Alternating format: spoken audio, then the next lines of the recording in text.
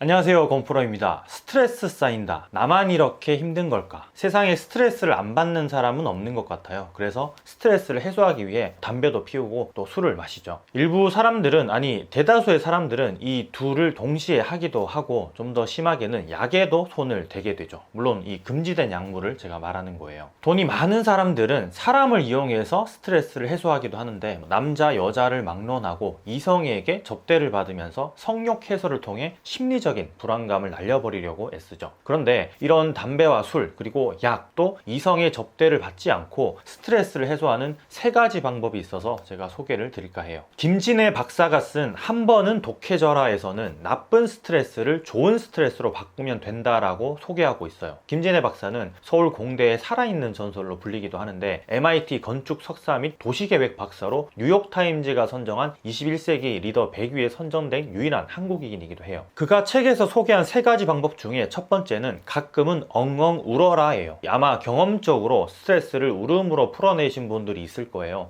저 역시 그러한 경험이 있고요. 김진애 박사가 이야기하는 엉엉 울어라의 의미는 자기 중심의 동기 때문에 흘리는 눈물은 감정이입이 극에 달했을 때 나타나는 현상이기 때문에 스트레스가 해소된다고 해요. 그러니까 영화를 보든 드라마를 보든 극 중의 배우가 너무 안 되어서 불쌍해서 우는 경우도 있겠지만, 결국에는 나도 저렇게 될 수 있겠구나 하는 감정이 우리 마음속 깊숙이 내재되어 있다는 거죠. 그래서 울면서 자기 처지를 동정하는 마음을 가지게 되면 자연스럽게 심리적으로 스트레스가 해소된다는 거예요. 아무리 주위 사람들이 본인을 위로한답시고 조언하고 따뜻한 말 한마디를 하더라도 본인 스스로 본인을 위해서 눈물을 흘리는 것과는 큰 차이를 보인다는 거죠. 이때 많은 사람들이 착각하는 것 중에 하나가 반드시 펑펑 눈물을 흘려야 스트레스가 해소된다라는 것인데, 책에서는 굳이 그럴 필요까지는 없다고 얘기하고 있어요. 이유는 우는 행위 자체에 매몰되지 말자라는 의미인 거예요. 그저 눈물이 주르륵 흘러도 좋고 눈시울만 살짝 붉어져도 심리적으로 스트레스가 해소되니까요. 실제 과학적으로도 눈물과 스트레스는 깊은 상관관계를 가지는데, 눈물을 흘리면 몸속의 호르몬들이 긴장과 이완을 거듭하게 되고 눈물이 그치고 난 뒤에 꽤 상쾌한 기분이 들기 때문에 울음을 참는 것보다는 흘리는 게 더 낫다는 이론이 있기도 해요. 저 역시 앞서 이런 경험이 있었다고 했는데, 술을 마시고 스트레스를 받은 상황에서 눈물을 흘리고 나면 개운한 마음가짐을 가지게 되는 것 같아요. 여기서 술만 빼면 되겠죠. 어쨌든 스트레스를 해소하기 위해서 일부러 눈물을 흘리는 건 아니지만, 책을 읽고 나서는 흐르는 눈물을 억지로 이렇게 참는 것에 있어서는 꽤 변화를 줬어요. 그냥 내버려 둔다는 거죠. 책에서 이야기하는 본인 스스로에게 몰입하는 순간을 맞이하면서 눈물을 흘리고 스트레스가 해소되는 게 아닌가 하는 생각이 들어요. 두 번째 스트레스 해소 방법은 자기 머리를 쓰다듬어 주자인데요. 손으로 머리를 이렇게 쓰다듬어 주는 것도 좋지만, 책에서 이야기하는 의미는 본인 스스로에게 칭찬을 해주자는 거예요. 우리는 늘 인문학을 통해서 남들에게 하는 칭찬은 꽤 몸에 배어 있어요. 그렇지 않은 사람이었더라도 교육을 받고 책을 읽으면서 남에 대해 칭찬을 해야 한다는 강한 강박관념을 가지면서 살아가는데, 정작 본인에게는 칭찬에 있어서 관대하지 못한 부분을 많이 보인다는 거죠. 혹시 스스로 본인에게 칭찬을 해준 적이 있는지 모르겠어요. 머리를 쓰다듬으면서 내 자신에게 좀 힘을 북돋아주는 그런 용기 있는 말을 마음속으로 겉으로 내뱉은 적이요. 저도 사실 살아오면서 그런 적이 거의 없었던 것 같아요. 요즘은 좀 많이 달라졌지만 말이에요. 김진애 박사는 이를 총 7가지 방법으로 자세하게 기술해 놓았는데, 하기 싫은 일을 했을 때, 힘든 일을 했을 때, 그리고 오래 긴 시간을 버텼을 때, 화나는 것을 견뎠을 때, 남의 칭찬을 듣고 부풀지 않을 때, 남의 비판에 흔들리지 않을 때, 마지막으로 내가 보기에 참 잘했을 때 본인 스스로에게 칭찬과 쓰담쓰담을 해준다고 해요. 자존감이 낮은 사람들의 경우는 이 7가지에 해당되기가 쉽지 않을 수 있어요. 그렇기 때문에 기준을 많이 낮춰야 돼요. 그러니까 하기 싫은 일을 했을 때를 좀 가정을 해보자면, 평소 청소하기가 싫어서 방치했는데 어느 날 말끔히 청소하고 정리를 했다면 쓰다듬고 본인에게 칭찬을 해주는 거죠. 또 남들이 나에 대해서 뭐라고 했을 때 평소에는 의기소침하고 그로 인해서 내 생활에 좀 타격을 받았다면, 그렇지 않기 위해 마음을 다잡았을 때 본인을 쓰담쓰담 해주는 거고요. 높은 기준을 들이대는 게 아니라 평소에 나를 생각해서 칭찬해 줄 수 있는 상황을 만드는 게 중요한 게 아닐까 싶어요. 기준을 최대한 낮춰서요.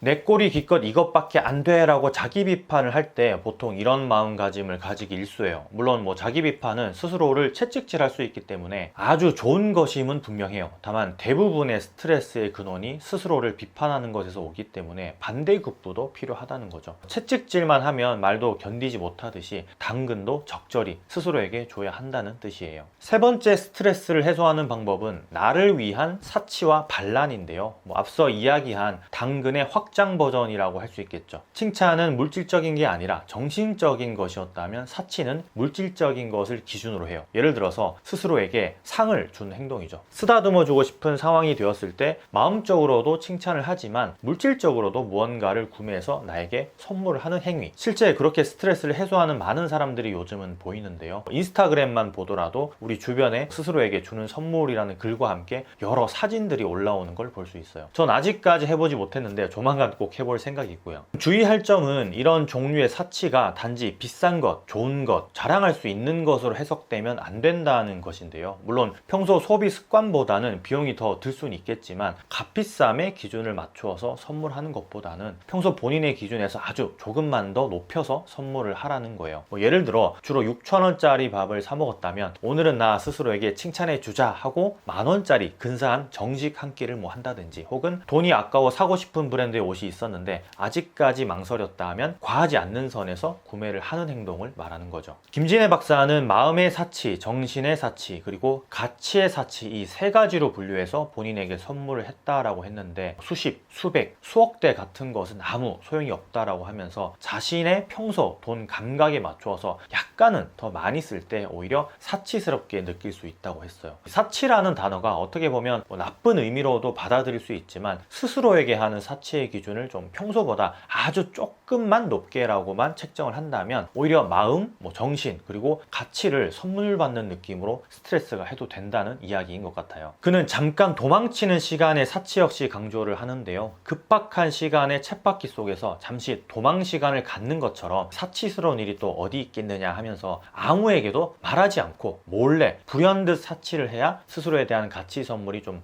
효과적이라고 했어요. 계획하고 실행하지 말고 혼자서 몰래 맛있는 걸 먹고 쇼핑을 하고 여유롭게 커피를 마시면서 이렇게 산책을 하라는 거예요. 알게 모르게 우리는 돈과 물건, 그리고 공간, 시간에 얽매여 산다는 것을 좀 기꺼이 인정하면 오히려 큰 여유를 가진다고 하면서 말이에요. 스트레스도 자연스레 그런 행동들로 인해서 좀 풀리겠죠. 담배와 술, 물론 스트레스를 해소해주는 아주 좋은 도구일 수 있어요. 저 역시 스트레스를 해소하기 위해서 많이 이용을 했고요. 다만 일시적인 스트레스 해소는 또 다른 스트레스를 야기하는 부분이 분명히 있기 때문에 조금만 더 내추럴하게, 앞서 이야기했던 스스로를 위로하는 눈물, 그리고 본인을 칭찬하는 마음, 마지막으로 물질적인 가치 선물을 통해서 한번 스트레스를 해소해보면 어떨까 싶어요. 한 번은 독해져라. 흔들리는 당신을 위한 김진애 박사의 인생 10강 중에 스트레스에 대한 부분을 짧게 소개해드려 봤어요. 모두가 스트레스를 받지만 그걸 제대로 해소하는 사람만이 발전할 수 있기 때문에 꼭 필요한 이야기들이 아닌가 싶어요. 그럼 건프로 이만 들어갈게요.